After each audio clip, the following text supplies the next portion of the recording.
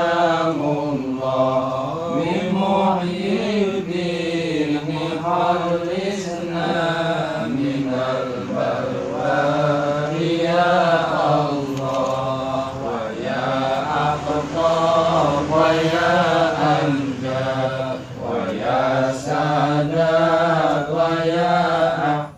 Setelah sampai di gua bareng sama Syekh Abdul Qadir Jilani itu, ya Syekh Abdul Qadir Jilani juga tidak mengganggu burung elang, dan burung elang itu tidak mengganggu Syekh Abdul Qadir Jilani.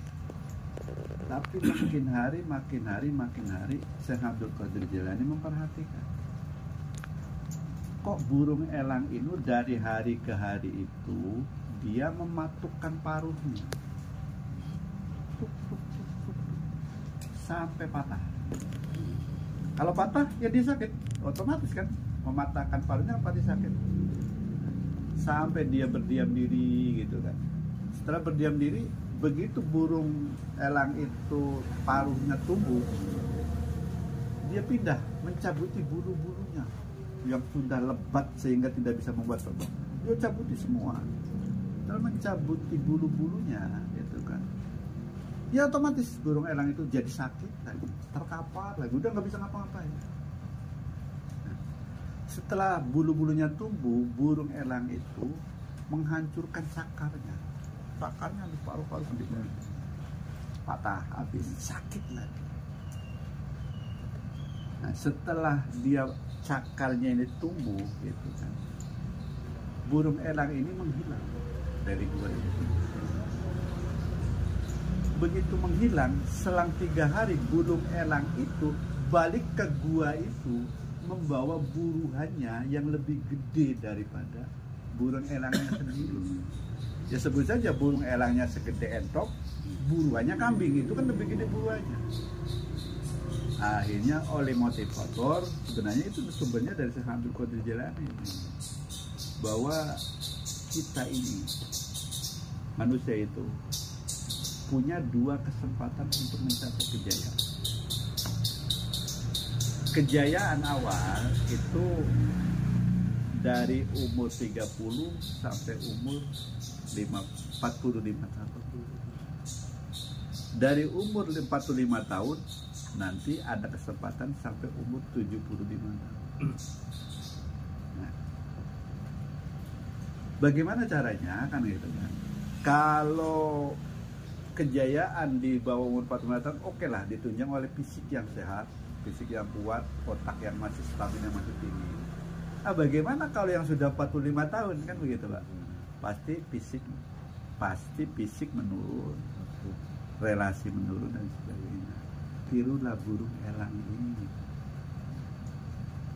Mungkin kita ini ya boleh dipakai juga yang muda-muda, karena bukan hanya yang tua saja sebenarnya.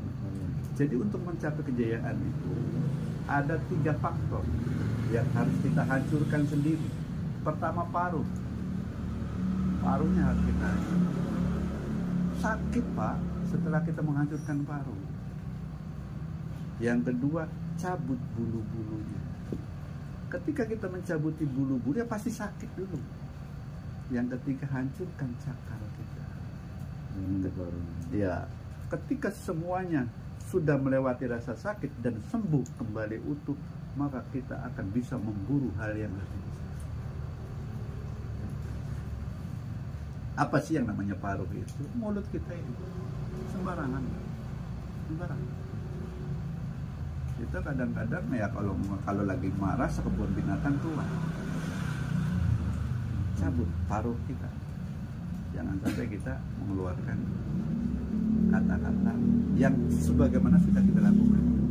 Ketika kita mencoba berlatih membiasakan tidak mengeluarkan kata-kata yang sebagaimana biasa kita, gua enak Pak. Percayalah, gua enak. Kalau biasanya kita bercanda di pos ronda, catur dan sebagainya, terus berhenti, sakit Pak. Sakit lah. Kayak orang kehilangan, bingung lah kan. Itu. Pertama, perhatikan mulut kita. Minimal berusahalah kita ini berbicara solusi. Karena kita lebih asing membicarakan orang lain. Ada untungnya apa kita bicarakan orang lain? Lebih baik ayo kita ngobrol solusi, kan begitu. Yang kedua, cabutlah budu-budu. Kita kan sekarang masih sering lebih asik, gua kan capek. Makin kita banyak alasan membuat kita siapa gue, maka sama dengan kayak burung elang yang semakin padat burungnya sehingga nggak bisa terbang. Jadi burung elang yang menuntun Syekh Abdul Qadir Jilani dari bawah sampai ke gua ini nggak bisa terbang. Penyebabnya bulunya makin rapat, Pak. Maka kalau kita mau berjaya, yang muda, apalagi yang kita yang seusia kita ya, yang sudah banyak ini, pasti kita ini banyak alasan untuk berkata siapa gue. Maka pelan-pelan dicabut. Itu sakitnya luar biasa. Kalau kita biasanya duduk dengan kelas papan atas, tiba-tiba duduk dengan kelas ini, waduh, perang di sini, sakit. Yang ketiga, cakar. Cakar ini ya sifat hawa. Kita ini mumpung sempat ambil, mumpung sempat ambil, nggak pernah ngasih kesempatan kepada orang lain. Oh iya ya, kita kasih kesempatan orang lain. Apalagi sekarang kan, ya satu contoh kecil lah. Sekarang kan BLT ini kan lagi ngacak ini. Sampai maaf jujur saja, saya ini seumur-umur nggak pernah dapat BLT. Periode kali ini saya dapat BLT. Kalau saya tidak melepas cakar saya, BLT saya ambil. Tapi saya ngomong kebetulan, Pak maaf, KTP saya ini nicknya di kategori golongan 1, Pak. Nggak mungkin saya dapat BLT. Bukan saya menolak, tapi saya sadar diri untuk tidak awal. Di sini loh, Pak. Kalau saja saya tidak mau melepaskan cakar saya ini, saya ambil. Jadi sederhana kita ini, kalau mau hidup bahagia dunia wal akhirah, 3 hal perhatikan: mulut, gengsi, rakus. Ya pelan-pelan kita kurangi, pelan-pelan itu.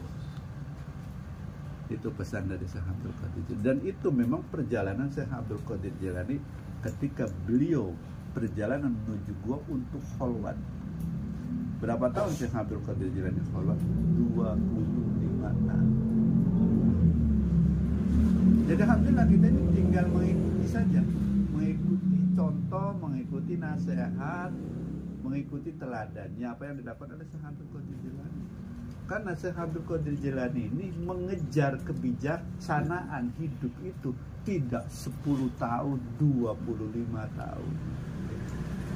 Saya termasuk di manaqib ini kan banyak yang tertuang seperti kalimat ikhsya ya la'in. Itu kan kalimat ketika Syekh Abdul Qadir Jilani sudah menemukan bijaksananya berpikir, digoda oleh setan. Kata setan, "Hei Syekh Abdul Qadir Jilani, kamu sudah cukup. Apa yang kau cari? Kamu pengen ketemu Allah, saya Allah."